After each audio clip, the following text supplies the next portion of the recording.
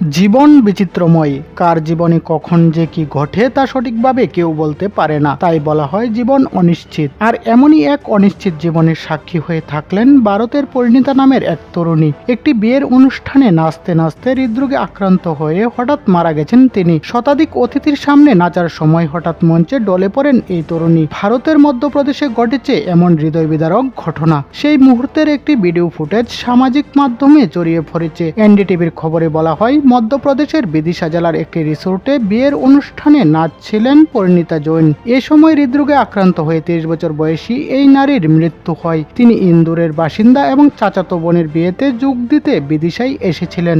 Social মিডিয়ায় ছড়িয়ে পড়া ভিডিওতে দেখা যায়, গায়ে হলুদের অনুষ্ঠানের সময় বলিউডের জনপ্রিয় গান লেহরাকে বলকাকের তালে নাচছিলেন পরিণীতা। এ সময় সেখানে 200 জনেরও বেশি অতিথি উপস্থিত ছিলেন। সঙ্গে সঙ্গে সেখানে উপস্থিত থাকা চিকিৎসক এবং অন্যান্যরা তাকে কার্ডিওপালমোনারি রিসাসিটেশন দেওয়ার চেষ্টা করলেও তিনি আর সাড়া দেননি। পরে দ্রুত একটি বেসরকারি হাসপাতালে নিয়ে গেলে চিকিৎসকরা তাকে মৃত ঘোষণা করেন। সরকারি তথ্য অনুসারে তার এক ছোট ভাইও 12 বছর বয়সে হার্ট অ্যাটাকে মারা গিয়েছিল। MBA গ্র্যাজুয়েট পরিণীতা ইন্দোরের দক্ষিণ তুকুগঞ্জে বাবা মায়ের সঙ্গে থাকতেন। অবশ্য মধ্যপ্রদেশে গানের সুরে নাচতে নাচতে মানুষের মৃত্যুর কোলে ডলে পড়ার ঘটনা এটিই প্রথম নয়। গত বছরের অক্টোবরে আগরমালওয়া জেলায় ক্রিকেট খেলতে গিয়ে হৃদরোগে আক্রান্ত হয়ে 15 বছর বয়সী এক ছেলে মারা গিয়েছিল।